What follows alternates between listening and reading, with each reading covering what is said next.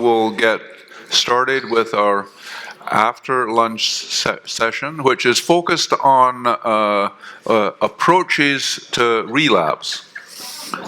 And this is going to be in two parts. The first part will be a general discussion about how do we approach the management of relapse, and then a very, very important segment which will be led by Dr. Nikhil Munshi, who's just joined us, talking about the exciting new immune therapies, particularly the CAR T-cell therapies and the bispecifics, which we've been touching on back and forth both yesterday and today.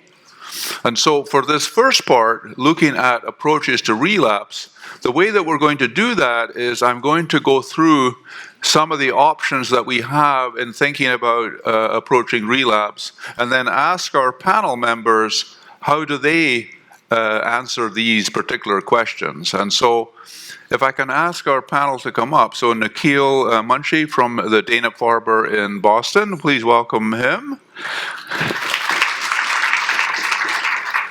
And then we have Dr. Peter Voorhees, who you heard earlier this morning, and obviously Beth Faiman, whom you heard from yesterday, as well as on our panels earlier today. So we're very, very pleased. And if Sigurdur has recovered sufficiently from arriving in the middle of the night and his lecture, he may also join us. He's continuing to top up on coffee. Okay, so I think that the way that we approach myeloma relapse therapy, the first thing that we look at is what treatment have you had thus far. And you can see here, choosing therapy, what I've listed here is everything for the first line all the way through the different steps, and then the thoughts about what would be the options to consider. And so when we are trying to come up with a plan for relapse, this would be typically what your doctor is thinking about, and probably both of you reminding yourselves, well, you know, which induction did you have? Did you do this or did you do that? And trying to see where are you along those different steps to think about discussion. So maybe Peter, I mean, is this the way that you would start thinking about what have we done so far? Yeah, no, so I think, you know, all of the principles that I talked about for newly diagnosed multiple myeloma patients apply, you know, so the shared decision-making process, and again, the more you know, the better you are able to participate in that process. Comorbidities, other medical conditions that could potentially impact the safety of specific drug agents. But in the relapse space, you have a treatment history, so you know what the patient has had in the past, what worked, what didn't work, what was poorly tolerated, what was well tolerated, and you know what their disease is progressing on at the time, you know, that you're seeing the patient. And the classic example in the United States now, patient gets induction therapy with or without transplant, they go on Revlimid maintenance therapy, and eventually their disease breaks through. So in that particular situation, I'm typically thinking about a CD38 antibody, Darzalex or Sarclisa, and then I'm having a discussion with the patient whether we're going to pair that up with Kyprolis and dexamethasone or Panelists and dexamethasone in most cases. And again, the nuances, their medical conditions, what they tolerated in the past, what they didn't, all of that will come to bear on the final decision-making process. Right, so Beth, maybe you can comment. How much do you think the side effects and toxicities and the tolerance of the treatment thus far affects the decision process? Yeah, so absolutely. So like Dr. Voorhees had mentioned, what worked, what didn't work, but what side effects do you have? Did you accumulate any kind of heart disease? Do you now have amyloidosis? I think of the patient characteristics, the disease characteristics, how fast they're progressing.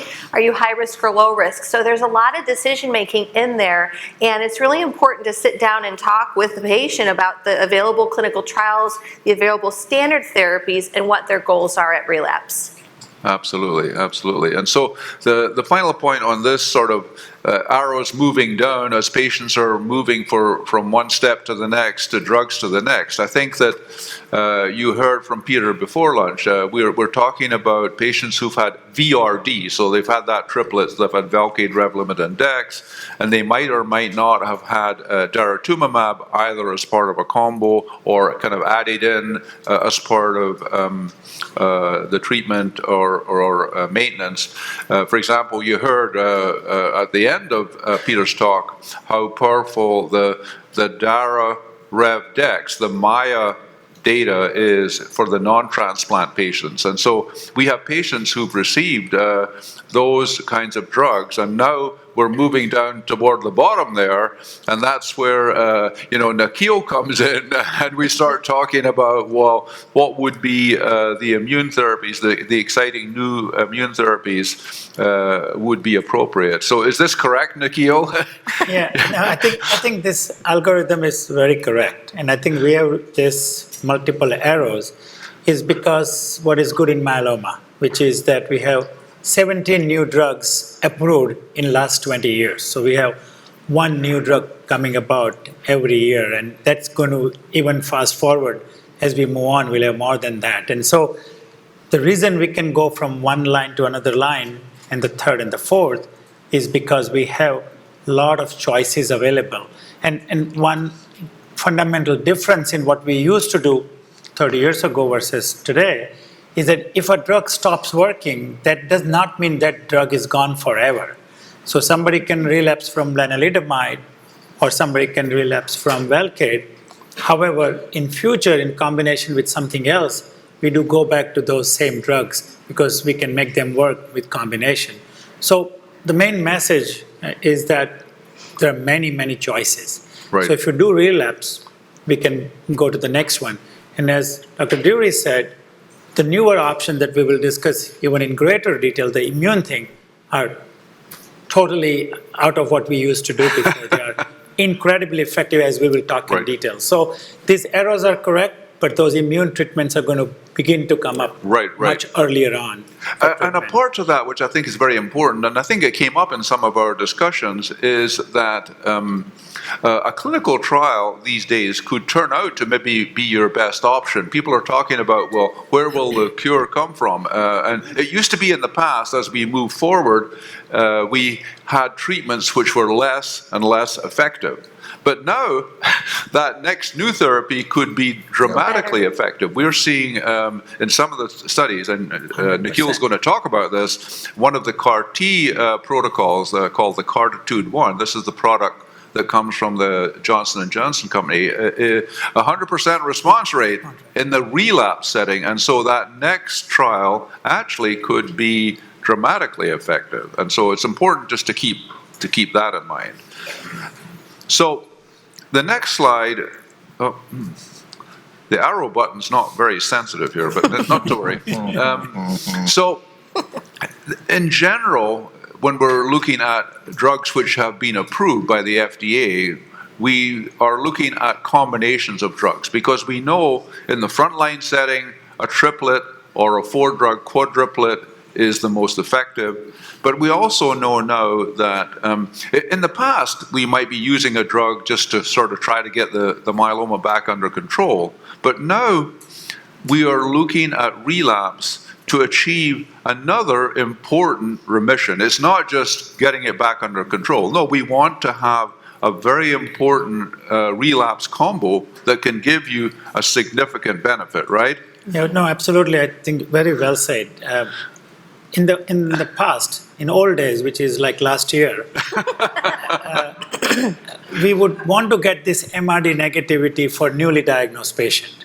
However, today we have together a lot of data says that even in relapse patient, if we get MRD negativity, that's where we want to get. So getting deeper response with the next line treatment is so very important, and that's where the first bullet comes.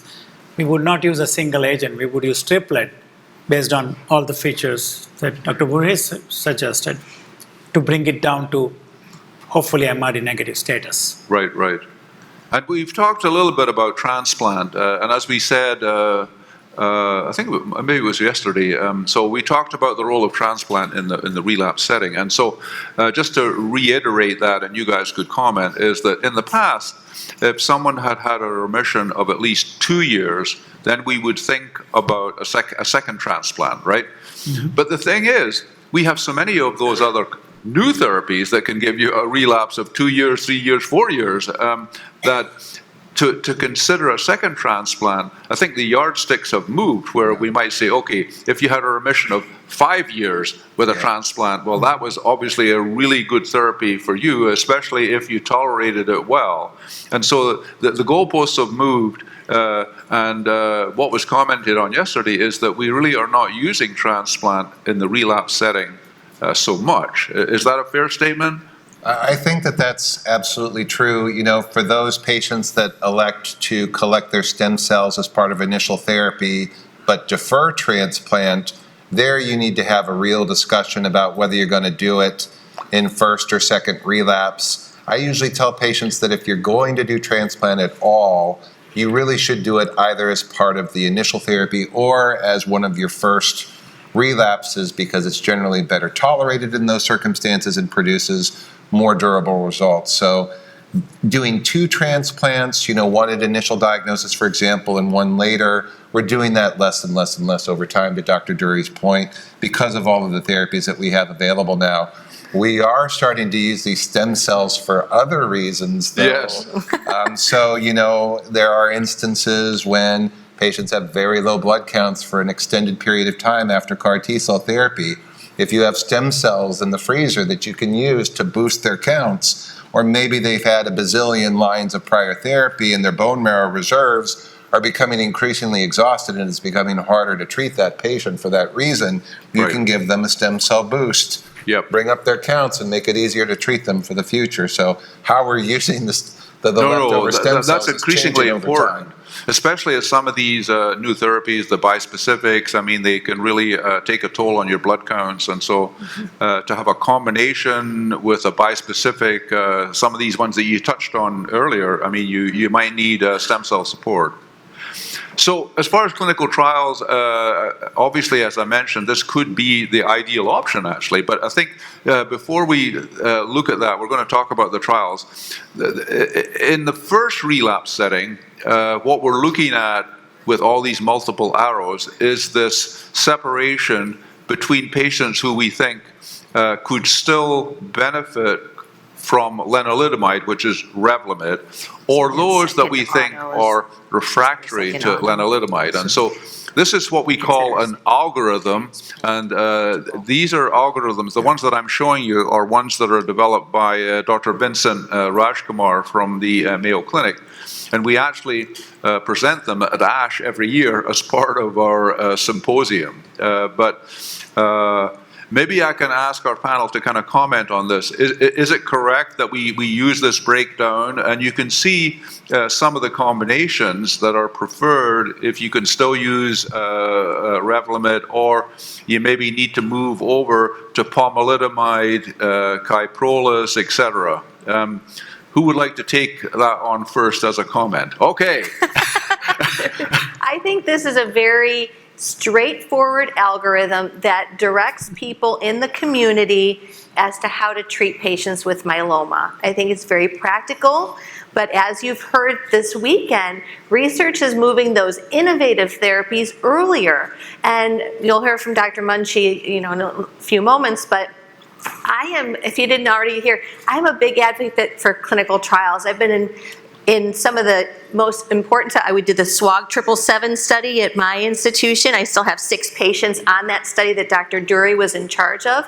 And getting to those clinical trials is such a good benefit. You get a private nurse, you get doctors, you get all kinds of support oftentimes from the companies, and it's definitely something to control, especially in first relapse. Yes.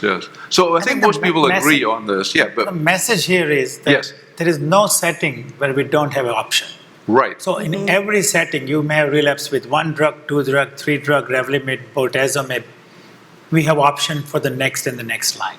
Exactly. So hope at every stage. There's not time when we'll say we don't have anything. Right. And on this slide here, these options are all FDA approved. They're in black. These are FDA approved, and so those are the ones that your doctor can prescribe. The difficulty could sometimes be access and reimbursement, and sometimes the problem with triplets is it's difficult to get the reimbursement for the triplet or a quadruplet, but so these are good combinations where we're looking at oral, IV, we're looking at some of the logistics and things as well. The other thing that we're looking at is the risk category, and so we're looking at, have you relapsed early? And so if you relapsed in that 1 year time frame, that's what I mentioned before lunch is what we would call functional high risk. But in addition to that, we have high risk that's based upon these features that I've listed here. And so, Nikhil, would you like to comment on this? I mean, this is basically what we're using right now. Is that what you use? Yeah, more or less the same. And this changes over time. So today this is correct.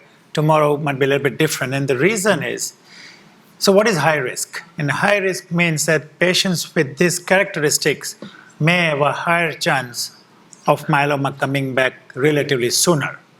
It's not that it's going to happen tomorrow. We have patients with 17p deletion, which is one of the high risk, doing well for last 10 years and still doing well. Yep. So if somebody has this feature, does not mean it's going to come back, but it is more for us to appropriately give you the strength of the treatment. We might give you a little bit more aggressive treatment because we can control it well. And another good news is that the new treatments are able to overcome the risk that is put forward by these changes in the patient's myeloma. And so what is not good today becomes good myeloma tomorrow. So some of you may know chromosome 13 used to be a bad myeloma. Right. We don't even talk about it anymore because there was old days before we had all this drug. So all these risks are changeable, but it guides us into how aggressive we should be. So if somebody tells you that you need to take maintenance for now indefinite, or you need to take 2 drugs, it's because we want to do better than what we do on an average. That's what it basically means. Right. And to Dr. Munshi's point, we did an analysis that we presented at ASH in December with the Griffin trial and what's called the master trial. So this is Darzalex RVD and Darzalex Kyprolis RD, and we looked at outcomes for patients who had no high-risk chromosomal features, 1 or more than 1, and the folks that had 1 high-risk cytogenetic abnormality, chromosome abnormality, did just as well as those that had 0. When we see 2 or more, that's when our attention is raised, and there we're strongly advocating for new approaches to treatment, including the bispecifics and CAR-Ts that we'll talk about later. The other point I'll make is we'll put in a plug for Venclexta, or venetoclax, in the 11-14 translocated myeloma patients. So venetoclax is not an FDA-approved treatment for multiple myeloma, but for patients who have this fusion of chromosomes 11 and 14 in their myeloma cells, and that constitutes about 15% of you.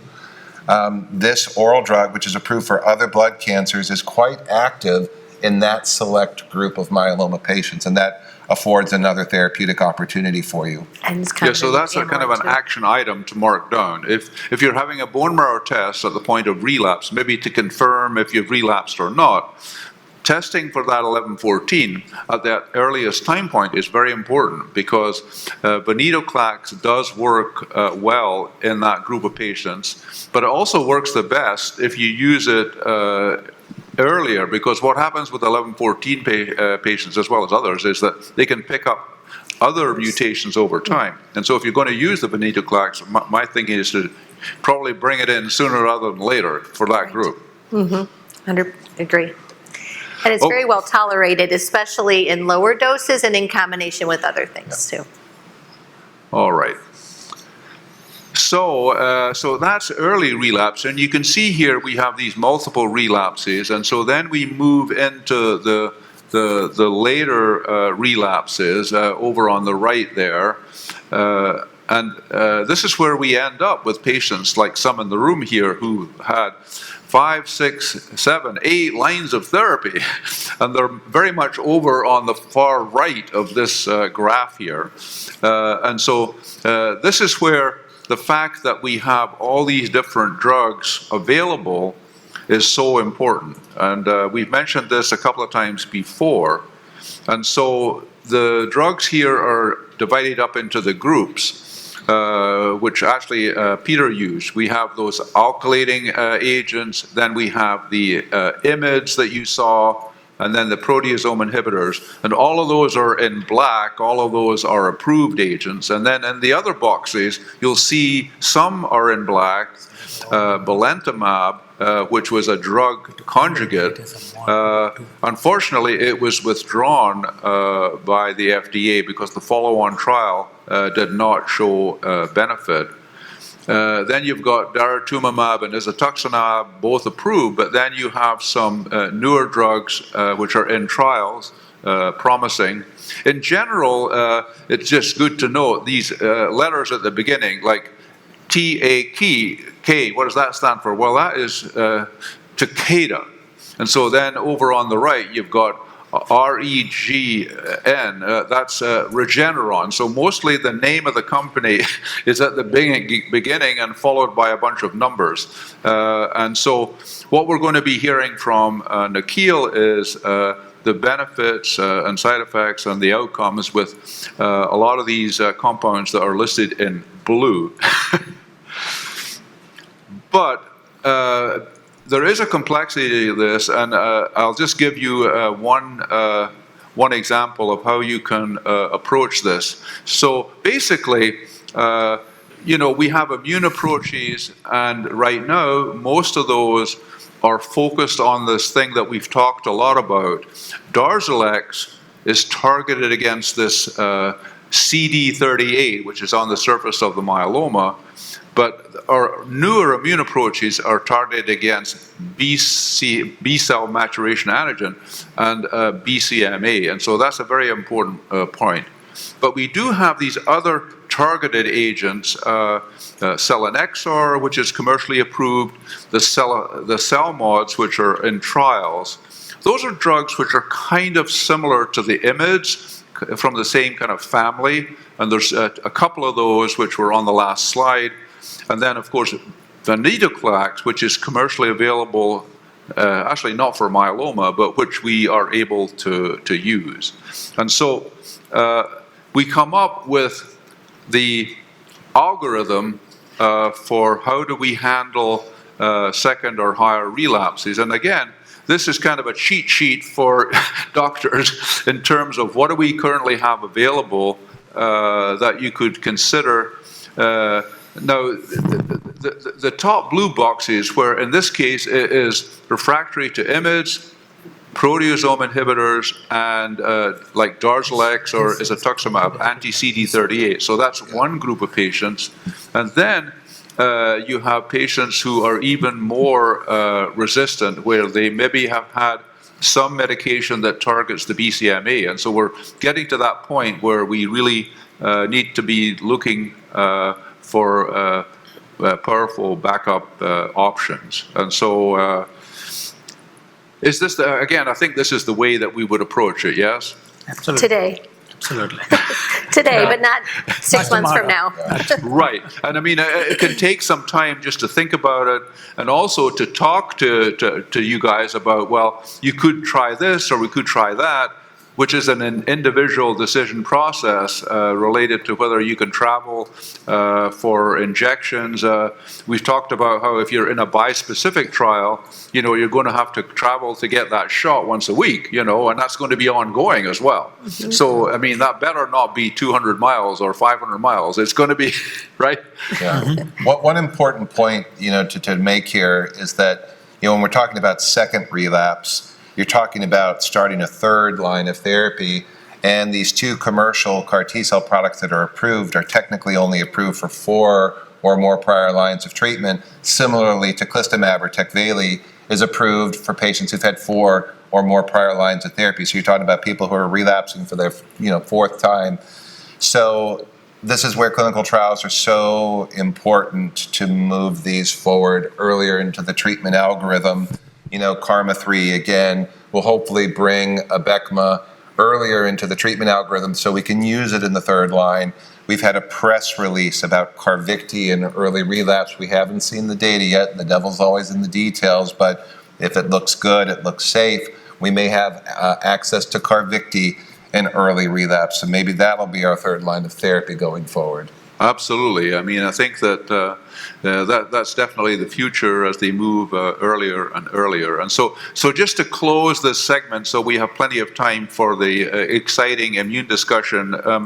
So the conclusions here, using the excellent frontline combinations, using excellent first relapse options and further relapse options, prolonged survival is really occurring for a large fraction of patients, including some high-risk patients who are continuing to get responses with the many options that we have. And the newer drugs increase our options. And so you do need a long-term strategy. And I emphasized at the beginning of the day that it is good to establish a relationship with a myeloma expert. Your local doctor can do a fantastic job in handling things day to day, talking to you about your treatment, but the myeloma expert is seeing myeloma patients every day of the week.